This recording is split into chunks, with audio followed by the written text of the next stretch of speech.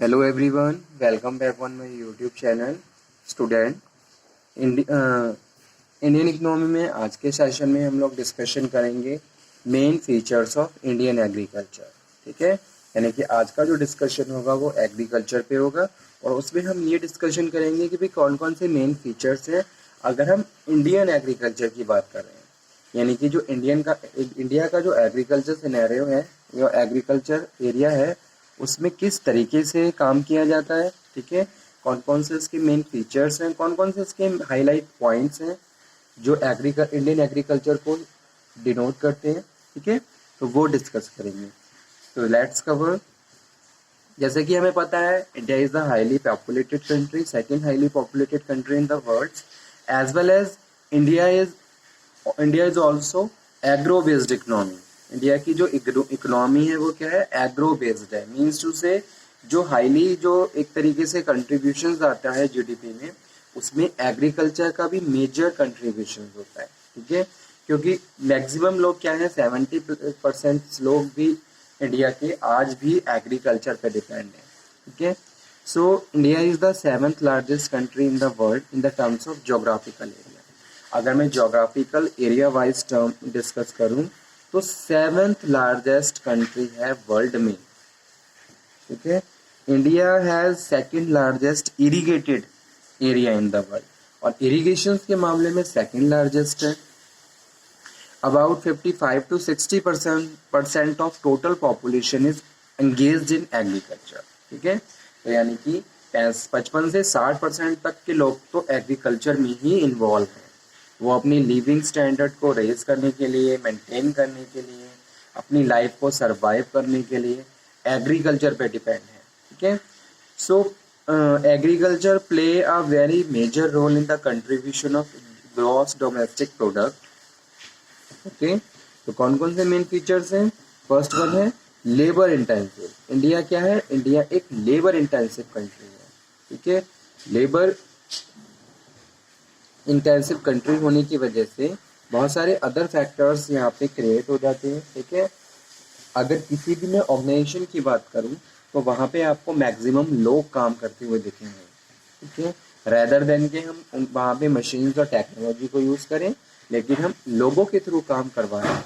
और maximum labour intensive होने की वजह से कम प्राइस में लेबर भी प्रॉपर अवेलेबल रहती है। अगर मैं ह्यूमन रिसोर्स डिस्कस करूँ, availability of human resource and the cheap price, so that is also very easily find out by the entrepreneurs और the business persons।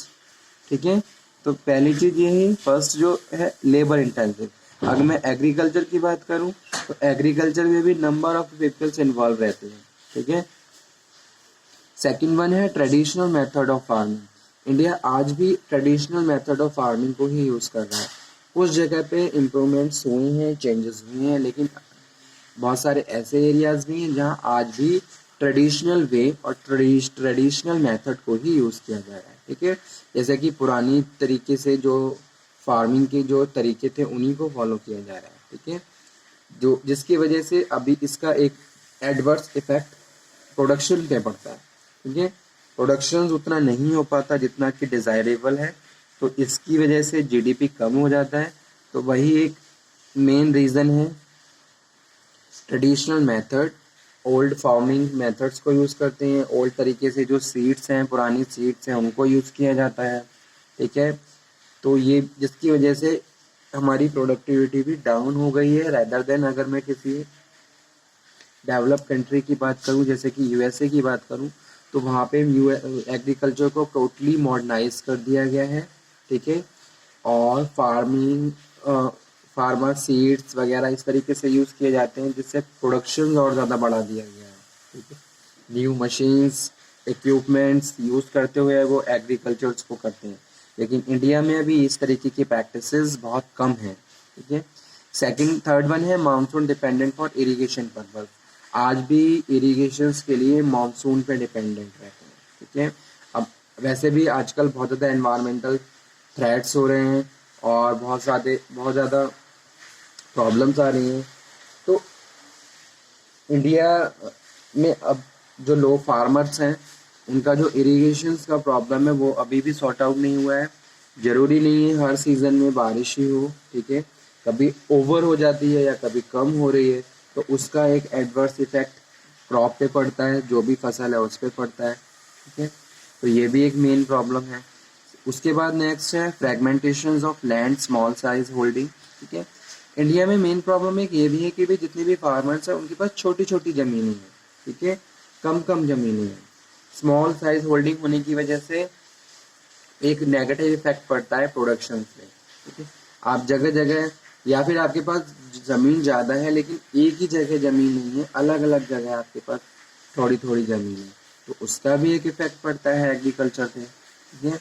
वही चीज़ आप एक बार में यूज़ करोगे किसी इक्विपमेंट को, लेकिन अलग अलग जगह पे होने की वजह से प्रॉपर प्रॉब्लम्स होती है, ठीक है, ट्रांसपोर्टेशन प्रॉब्लम होती है।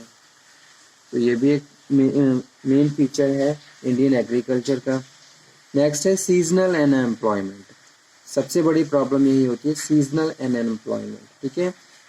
एग्रीकल्चर में जो लोग इन्वॉल्व होते हैं उनके पास जो काम होता है वो सीजनल वाइज होता है, परमानेंटली ऐसा नहीं है कि सारे पूरे साल काम है उनके पास।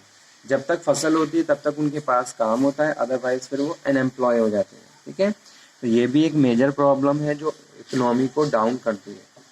लोगों के पास परमानेंट वर्क्स होने चाहिए ताकि वो हर महीने कुछ ना कुछ अर्न करें और अपने लिविंग स्टैंडर्ड को मेंटेन करके रख सकें, ठीक है। लेकिन जो एग्रीकल्चर जो वर्क होते हैं वो क्या होते हैं, सीजनल वाइज होते हैं, कि भाई जब सीजन आता है तभी काम आता है, उसके बाद फिर free. Low level of productivity, और इन सब कारणों की वजह से प्रोडक्टिविटी डाउन हो गई है, जिसको हम लो लेवल ऑफ प्रोडक्टिविटी यहाँ पे बोल रहे हैं, ठीक है। डोमिनेंस ऑफ फूड क्रॉप्स, ज़्यादा से ज़्यादा हम फूड क्रॉप्स को उगाते हैं, ठीक है। हम इंडस्ट्रियल रिक्वायरमेंट के हिसाब से फूड्स को ग्रो करते ही नहीं हैं, और उसका एक इफेक्ट हमारी इंडस्ट्री पे भी पड़ता है। बहुत सारी इंडस्ट्रीज होती हैं जो एग्रीकल्चर रॉ मटेरियल को यूज़ करती हैं, जैसे कि जूट है, कॉटन है, कुछ स्पेसिफिक एरिया में ही इनको ग्रो किया जाता है, अदरवाइज फूड क्रॉप्स को ही हम बार बार उगाते हैं। तो इससे लैक ऑफ कमर्शियल क्रॉप्स हो जाती हैं और इसका एक इफेक्ट इंडस्ट्री पे भी पड़ता है, ठीक है। Low marketing surplus from the agriculture, और एग्रीकल्चर से जो मार्केटिंग सरप्लस आता है वो बहुत ज़्यादा कम होता है, ठीक है। अब एग्रीकल्चर डेवलपमेंट के लिए कौन कौन से एक्शंस लिए गए। Agriculture is a source of livelihood for the our Indian population and is an important source of raw material for several industries. The agriculture is the key indicator of the economic growth and development of our nations. ठीक है, जैसे कि मैंने starting में ही बताया था कि India agro based economy है। So occupy a key position in our economy because its contributions in many areas such as food, supplies, export, source of raw material for other industries. Objective of planning commissions for development of agriculture sector. तो planning commissions ने कौन कौन से main objective set किए। To increase agriculture production, सबसे पहले agriculture production को बढ़ाया जाए। एग्रीकल्चर प्रोडक्शन बढ़ेगा तो कभी भी फूडिंग की प्रॉब्लम नहीं होगी, फूड क्राइसिस नहीं होंगे, ठीक है। और दूसरा सीडिंग प्रॉब्लम भी नहीं होगी, और इसको हम अगर एक्सेस में हम एग्रीकल्चर के थ्रू प्रोड्यूस कर पा रहे हैं तो हम एक्सपोर्ट भी कर सकते हैं, ठीक है। तो इसके लिए जो main focus, main objective set किया गया वो यही किया गया कि भी एग्रीकल्चर प्रोडक्शन इंक्रीज होना चाहिए। Increase employment opportunities in rural areas, rural areas में एम्प्लॉयमेंट अपॉर्चुनिटीज को बढ़ाया जाए, ठीक है।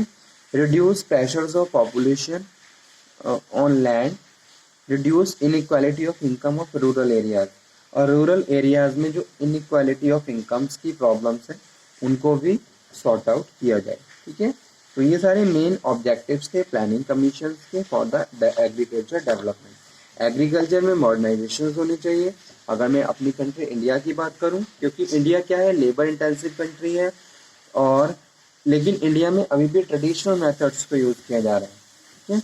जहां हम मॉडर्नाइजेशन करके न्यू इक्विपमेंट्स यूज़ करके एग्रीकल्चर प्रोडक्शंस को बढ़ा सकते हैं और बहुत कम टाइम में एग्रीकल्चर प्रैक्टिसेस को, फंक्शंस को परफॉर्म कर सकते हैं और प्रोडक्शंस को इंक्रीज कर सकते हैं, ठीक है। नई मशीन्स यूज़ की जानी चाहिए, फार्मेटिकल या फिर अलग अलग तरीके से जो सीड्स आ रहे हैं मार्केट में, फर्टिलाइजर्स हैं, उनको यूज़ किया जाए ताकि फर्टिलिटी रेट बढ़े एग्रीकल्चर लैंड का। ठीक है, तो ये सारी प्रैक्टिसेस प्रॉपर फॉलो होनी चाहिए। गवर्नमेंट को भी इसमें फार्मर की हेल्प करनी चाहिए। और हालांकि इंडियन गवर्नमेंट ने भी बहुत सारे पॉलिसीज फार्मर्स के लिए बनाई हैं, उनको इम्प्लीमेंट किया है। ठीक है, इसी तरीके से फार्मर्स को हर तरीके से फैसिलिटेट किया जाए ताकि वो अपना एग्रीकल्चर प्रोडक्शन बढ़ाए। जो भी वो सीड्स लेके आ रहा है उसमें उनको प्रॉपर प्राइस सेट होनी चाहिए, मिनिमम सपोर्ट एमएसपी प्रॉपर होना चाहिए। इस तरीके की प्रैक्टिसेस ही फार्मर को हेल्प करेंगी और फार्मर बेटर तरीके से प्रोडक्शन एग्रीकल्चर प्रोडक्शन कर सकता है। ठीक है, तो ये कुछ मेन फीचर्स थे हालांकि जो मैंने आज डिस्कस करे इंडियन एग्रीकल्चर के, agriculture development during 5 year plan period. Okay student, thank you very much. इस टॉपिक को तो मैं यहीं पे फिनिश कर देता हूँ। नेक्स्ट लेक्चर में हम इंडियन इकोनॉमी का नेक्स्ट टॉपिक फिर से डिस्कशन करेंगे।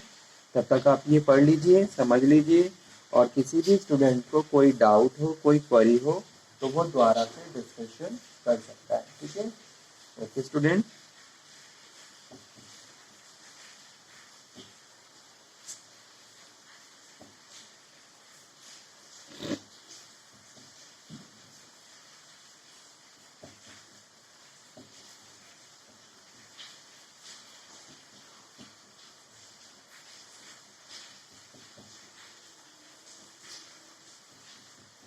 तो आप इस टॉपिक को नोट डाउन भी कर लीजिए, एग्जाम के पॉइंट ऑफ व्यू से भी इम्पोर्टेंट है इंडियन एग्रीकल्चर।